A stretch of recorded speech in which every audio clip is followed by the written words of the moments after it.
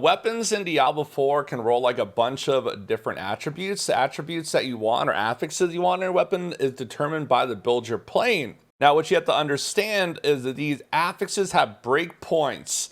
They're not communicated in game, so you have to like just know it. It's at 150, 340, 460, 625, and 725 item power. And basically by reaching this threshold, you gain the ability to get larger numbers, which is extremely important. Now, in the world of like, let's say weapons, another thing you could do, so you see like how you can upgrade your gear, like rare gear, you can upgrade 3 times, legendary gear 4 times, sacred and ancestral 5 times. These plus levels of your gear allow you to reach the threshold to get the bigger numbers. So whenever you're looking for an upgrade, you want to look at those breakpoints for whatever current level you are, right? Because you're not going to be trying to get 725 item power stuff at first. You might just be getting into sacred tier stuff. So you want like 625 item power. So now, like once you get to world tier 4, which is like the real end game, you want to get like a well-rolled item. So the biggest thing is you want to get something with like really, really high item power, right? 825 is max. But since your main source of damage is from your weapon, you want the item power to be really, really high. You want a good base because different weapon types have different implicits. It has like overpowered damage, you get like CC chance,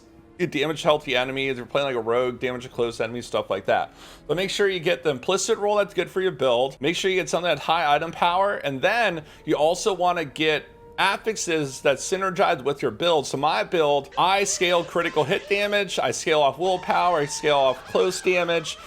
So right, I got a pretty well itemized weapon here. It's not perfect. I would prefer more crit damage, but it is what it is. So what is important, this is a huge thing for your power gap, is you need to turn on advanced tooltips in game. It's not on by default, right? It's advanced tooltips. But once you turn that on, you can see the affix ranges. Because in addition to having your item power, your thresholds, you also have your ranges. So you might get a high item power weapon, you might get on a good base, but then your rolls might be low, and the damage boost is pretty significant by getting high tier rolls. So just all those things combined are very, very impactful for your build.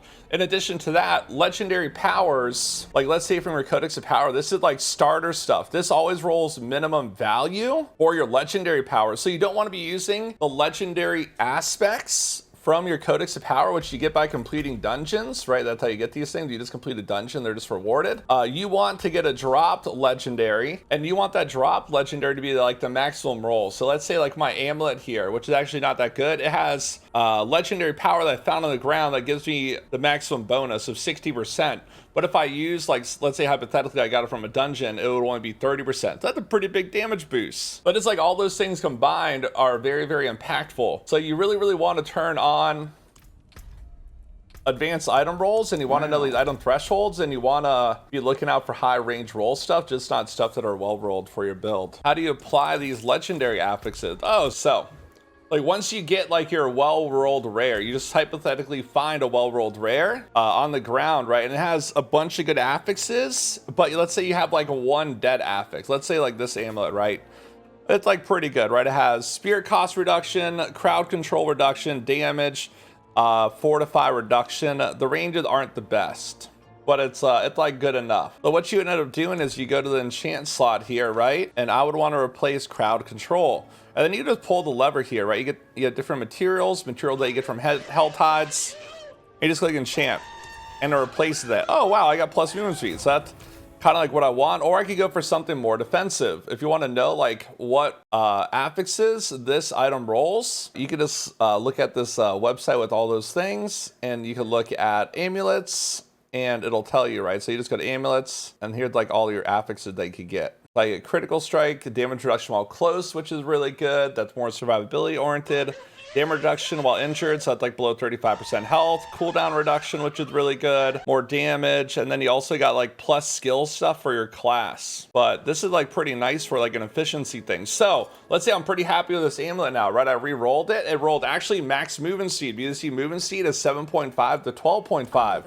What I would do now, right, is I would transfer my legendary aspect. So When you find legendaries, right, and they roll, let's say like, with a legendary power you want, you just extract it, and then it goes into this tab, and then you could transfer those aspects on rare pieces of the gear and turn it legendary, right? So what I could do now is I could take this amulet that I had, I could look at my legendary aspects in my bag, I could find one that I saved, I think I had like a fortification one for damage, right? I had one already saved already.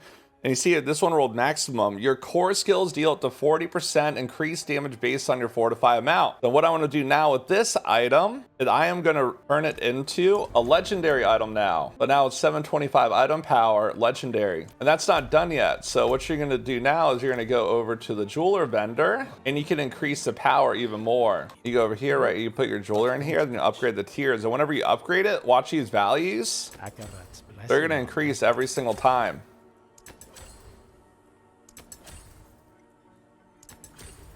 And there's like the max roll now because I got the plus levels. Now I got 25 movement speed, 13% spirit cost reduction, which is low value, which is not good. More damage reduction while fortified with that bonus. Oh, then I can make like another gem too if I wanted to. Make like a max tier 1. So an extra one. And there you go. There's my new amulet. That's how you basically craft or upgrade your gear. And this is not even that good. It's only 720 item power. We get something 800 plus. Well, you could add sockets too. Like let's say your gear doesn't have sockets, like these pants. You could add sockets too to stuff. Pants, 2 sockets. Chest, 2 sockets. Helmet's always 1 socket. 2-handed weapons, 2 sockets. 1-handed weapons, 1 socket. Rings, 1 socket. Amulet, 1 sockets. That's it.